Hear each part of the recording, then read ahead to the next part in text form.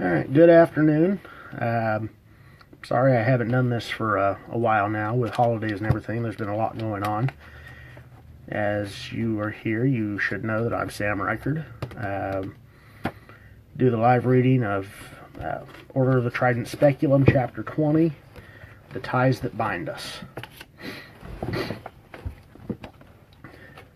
The dim glow of daylight faintly shined upon the elegant skylights atop the towering keep of Adriel. The crystalline windows collected and amplified it, sending warm beams down to the polished marble floors below. Demetrix watched, listening to the echo of his boots off the vastly empty walls. Approaching the great hall, the towering white doors opened as he neared. Alfarin guards stood patiently, refusing to say a word. Continuing past, he entered the chamber, feeling the light upon his face for what seemed like the first time in over a year. Despite its feel, he didn't care for visiting the hall.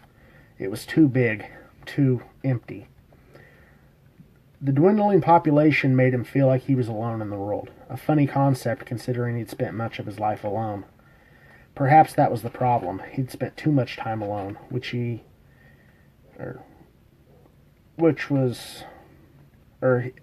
spent too much time alone. He was ready to have some company.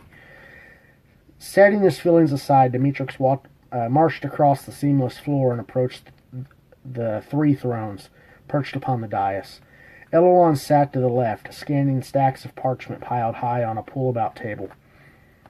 Glancing from her report, a smile breached her face. "I'm happy to see you. I was beginning to think you'd never come to visit me here." She laid the parchment in such a manner that she could pick up where she left off. Pushing the table away, she stood and threw her arms around the young dollarized shoulders, softly kissing him. Returning the kiss, Demetrix stared into her eyes, regretting what he had to say. "I'm afraid I must leave." The pair stood in silence a brief moment, one that lasted an eternity. "I know." Elelon gave a half-hearted smile. "Your brothers should arrive any day now. It's best you greet them." "I fear it's more than that. We were searching for a way home. If they're headed this way, that means they succeeded, at least enough to have a plan. I don't know what that will entail, but I fear it'll mean that I'll be away from you for a long time." Demetrix placed his hands against her sleek hips. "For what it's worth, I've enjoyed my time here, getting to know you. I only wish I'd met you sooner, so that we had more time." Shh. She pressed a finger to his lips. Pressing a finger to his lips, Elelon quieted him. "I'll not have you saying permanent goodbyes. This is a hard land. People die here every day. Most don't have the opportunity for such luxury. I'll see you again, if not tomorrow, then 1,000 years from now. But I'm certain I'll see you tomorrow." Smiling, she reached back, grabbing one of the papers she'd set to the side.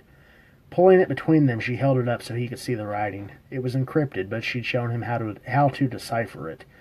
Reading aloud, Demetrix listened to the details. He was otherwise unable to pick out silently. Two humans near the forest, a day from High Point, one wearing an eye patch, the other long red hair. Neither appeared to be agents of shadow. Breaking his gaze from the parchment, he returned his attention to her. "That describes Gareth and Ravion." "I thought it might. I received that missive early this morning. They should be here just before nightfall. If you'll allow it, I'd like to send a unit with you. They'll regard your orders as if they were my own. Collect your friends and return here. If it's our final night, I'd like to have you completely. Tomorrow you set out, supplied and ready for what you must do." "Yes, ma'am." Demetrix smiled and kissed her. Screams echoed from the wooden barricades. Humans scurried, trying to escape the crude hovels. Billows of smoke rose from their thatch roofs. The easy tender quickly engulfed in flame. Krenin brought his Warvich down. The serrated curve along the edge sank deep into the woman's skull. Her head popped under the pressure, splattering blood across his face. Licking his lips, Krenin tasted the sweet float of victory. He didn't know why he enjoyed it so much. It was wreathed in honor. These people were unarmed, yet he cherished their demise. They were inferior to him, inferior to the orcs. The weak deserved misery. It was their place. He was an orc, strong and worthy of ruling. Glancing over, he spotted his pup ripping the innards from one of the lesser beings. Taking pride in the sight, he marched over and scratched the young warg behind its ears. He was still smaller than the others, but perfectly sized for him. "That's a good boy, Zarg." The pup wagged its tail in approval, licking its master's blood-soaked fingers. "Sergeant, this one knows something." One of the larger gray orcs approached, dragging a human across the dirt road by his shoulder-length brown hair. Krenin looked the man over. He was in his later years, though showed no accumulation of muscle mass. It was as if the man had never swung a sword. The orc forced him to his knees. "Tell him." The orc's common was severely broken. I just run the inn. I didn't know they were wanted for anything." His lips quivered and tears ran down his face, soaking into his dirty twill tunic. The orc smiled, letting his guttural orcish words resonate in the half-breed. "It cries like a baby. Perhaps we should end his suffering." Fingers entwined in the human's hair, he jerked the man off the ground, exposing his throat. Krenin knelt in front of the human. How they could tolerate being so weak. It was disgusting. Where'd they go? They said... I think I heard one of them mention High Point Bluff. He wept openly, unable to ignore the pain. Nearly all of his weight on his scalp, it threatened to tear free. Glancing to the commander, Krenin saw the nod. The axe-like tip of his sword plunged into the man's throat, cutting through meat and bone. A sickening pop echoed and the man's head came free, ending his pitiful sobbing. The body hit the dirt, bleeding out through the open wound in his neck. Standing to his full height, Krenin absorbed the carnage around him. The larger orc flung the head, watching it roll toward one of the weak structures. "Give the command, Sergeant." Your command, warlord. Clearing his throat, Krenin shouted over the chaos. "Burn the buildings. When they come out, kill them all. Leave none alive who harbor fugitives." Grabbing one of the torches, he tossed it into the straw roof beside him, watching it smolder and ignite. The entire block was aflame. Soon little more than piled embers would remain. Dead and dying humans littered the streets, left to bleed out where they had fallen. A light snow drifted from the sky, settling on the blood-red streets. Krenin watched the last woman fall to his brethren. He didn't understand why they took time to mate with her first, but it didn't matter. She was dead now. With a satisfied smile, he shouted, "People of Tyrmor, this is what happens when you shelter enemies of the shadow. Next time we not be so merciful." Sheathing his warvitch, he gave a low whistle, watching Zark happily approach. Grabbing the leather heel mounted on the warg's back, Krenin kicked his leg over and found the comfortable saddle. Turning away from the city, he patted the noble beast, signaling he was ready. Warlord Morek rode behind him. "High Point Bluff, you say?" "Yes." The larger orc pointed at the outlined forest in the distance. "It's on the north face. We reach in a few days." Krenin nodded his understanding, signaling his mount. Zarg launched, leaping across the dirt and snow mixture in bounds. The pup was happy, running freely. He was faster than the other wargs and didn't sink so deep into the snow due to his lighter weight. The other warg rider sprang into action, falling in behind the greenskin. "Are you sure we're in the right place?" Gareth squinted against the blinding snow. It was hard to see through the constant flurries. He felt the numbness in his toes. It was one thing when they were dry, but the days of walking brought sweat, and with it a new misery when they stopped. Pulling his cloak tighter around him, Gareth hoped it would block out some of the chill. He wasn't dressed for such weather. Ravion unrolled the tiny scroll, reading the brief message. This has to be it. Reaching into his pack, he pulled a crude sight glass and checked the landmarks, hoping to get a better idea of where they were. In the distance, he could see the faint outline of a huge structure built into the mountain face. Handing the glass to Gareth, he continued, "If you look 7 degrees left of that tall peak, you can see an archer's turret. You think that's Idenfall?" Gareth rubbed the scruff growing atop his head, knocking the snow build-up free. It offered mild resistance, doing little to block out the cold. Pressing the glass to his eye, he found the stonework, scanning as much as he could. "I'm not sure, but it makes sense. The map shows we should be pretty close. It's hard to tell, but I think it's a training ground to the left. If anything, I guess that's where we'll find Krenin, provided he's still alive. At this point, we can only hope. He's strong, but we don't know what they've put him through. I've seen some pretty gruesome techniques that could make the most resilient of men break." A familiar voice echoed from the trees behind them. "It's not his well-being we have to worry about." Dimitri stepped into the outcropping. They turned, hearing the young Dollar Eye. His armor had been modified to withstand the cold north. A thick fur liner poked from around the edges of his shoulder pauldrons, and the edges of his shoulder pauldrons had been extended, covering more of his arms. The heavy canvas cloak was pulled tight around him, clasped in the center by a golden leaf. Most shocking of all was his dark brown hair. It hung near shoulder length, blending into his equally long facial hair. He carried a pack and had his bow and quiver over his shoulder. Ravion approached, grabbing his forearm in a hugging embrace. "It's good to see you. Look how long your hair's gotten. You look like you've been doing well, particularly in the midsection." He poked at the slightly bulged belly of his armor. Gareth stepped forward, hugging him. Breaking away, he gave a playful shove. "Good to see you. I'm glad we got your message." Demetrix chuckled. "I was beginning to fear they'd shot the hawk down before it found you." Dropping the pack, he pulled out 2 furs and continued. "We have lodging for the night. Tomorrow we'll make for Idenfall." "Lodging? Where?" Ravion questioned, searching his brother's face. A collection of Alfaran humans stepped into the opening, revealing themselves. Ravion counted 20 of them. "Resistance?" "Yes, their stronghold isn't far. Though don't trust your eyes in the forest. It has a tendency to play tricks on the mind." Gareth sighed. "Great, another thing to mess with my mind." An ear-piercing howl echoed through the air.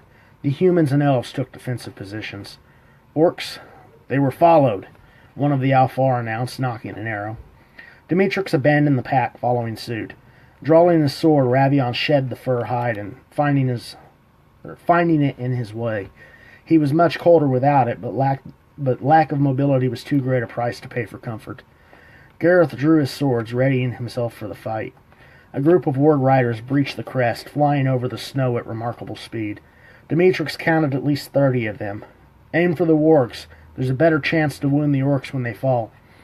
Arrows flew through the air, disappearing into the approaching horde. The first few orcs toppled end over end, losing their riders in the snow. The dismounted orcs were slow to pick themselves up. Those that did fell quickly to the continuous flow of arrows. Ravion took a step back, looking over the drop-off. He could barely see the bottom. "Take as many out as you can. Let the second wave through. If they come in fast enough, they'll run right off the edge." Gareth looked back, understanding Ravion's plan. He was too cold to move quickly, but perhaps there was something he could do about that. He closed his eyes, imagining the orcs as Drew, he found his rage. Letting it build a barrier wrapped around him, he already felt warmer. Forcing the image with all his might, Gareth thrust his hand outward, straining against the force flowing from him.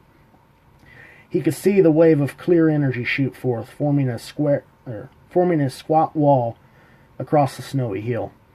Many of the wargs tripped over the invisible barrier, face-planting in the white powder. Their yelps and cries of pain echoed above all else. Seeing his brethren topple, Crinan urged Zarg faster.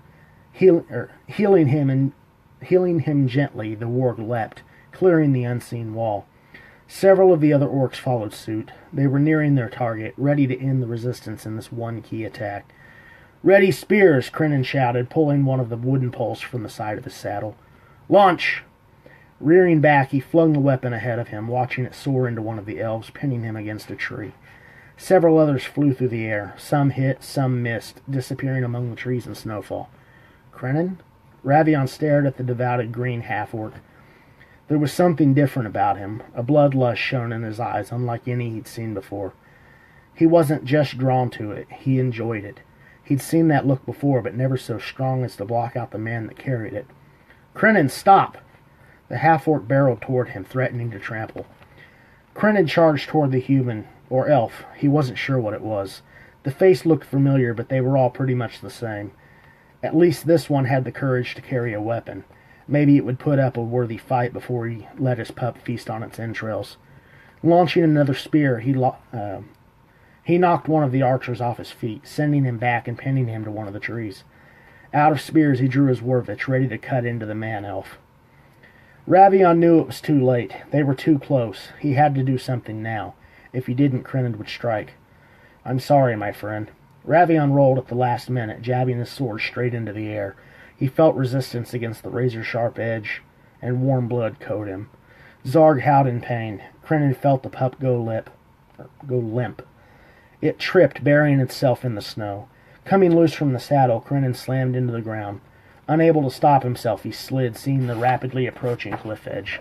He was moving too fast. Flying over the ledge, he felt weightless. "Crinan!" Ravion charged toward the edge, watching the half-orc disappear from sight. Sliding to a stop, his heart sank. There was no way he could survive the fall. Yet he couldn't see any bodies in the distance. But that didn't mean anything. Enough snow would have covered the body. Or if it was ice, he could have broken through. Sighing heavily, Ravion picked himself up and spun around. There were still orcs to contend with, and they were going to pay for the death of his friend. Demetrix dodged one of the spears. It impaled one of the humans. He sidestepped and fired an arrow into the orc's side, knocking him from the saddle. The warg slid, falling over the icy cliff. Ravion jumped out of the way and moved closer to the trees. He didn't intend to follow Crinan over the edge. Coming up behind one of the archers, he leapt from cover. Slamming his shoulder into the mounted orc, it toppled into the snow. The orc sprang up, drawing his Warvich. Lunging at the human, he missed. Ravion jumped back, deflecting the strike. It almost knocked his sword out of his hand. Seeing the orc reserve his strength for a powerful attack, Ravion prepared. The orc charged, releasing a shrieking battle shout. He swung his Warvich with such ferocity it would break anything it touched. Ravion brought his sword around the block. The enchanted steel flexed under the force, but it stopped the attack. Refusing to give the orc another chance, he jumped, letting the orc's strength betray him. He crashed to the ground. Flipping overhead, Ravion plunged his sword into the brute's back, piercing the thick breastplate. The orc fell forward, gasping his final breath. Gareth launched one of his swords end over end. He could sense the invisible force around the blade, carrying it towards its destination. The sword stabbed into an orc, tip first, burying itself to the polished handguard. He calmly walked toward the snarling warg, shoving his remaining weapon into the beast's maw.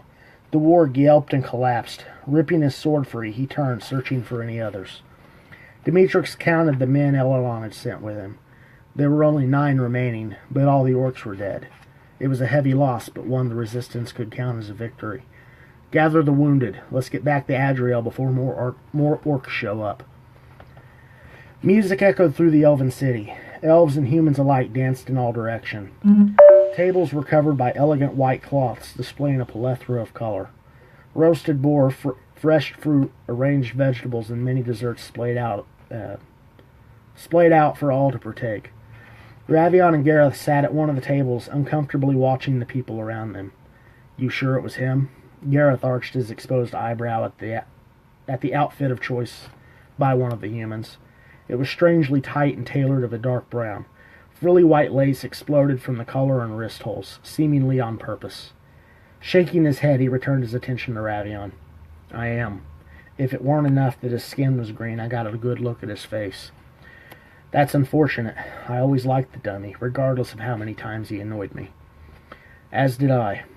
Demetrix approached the table. He was dressed in fine silk of emerald and brown. Elrond followed closely behind, her hand in his.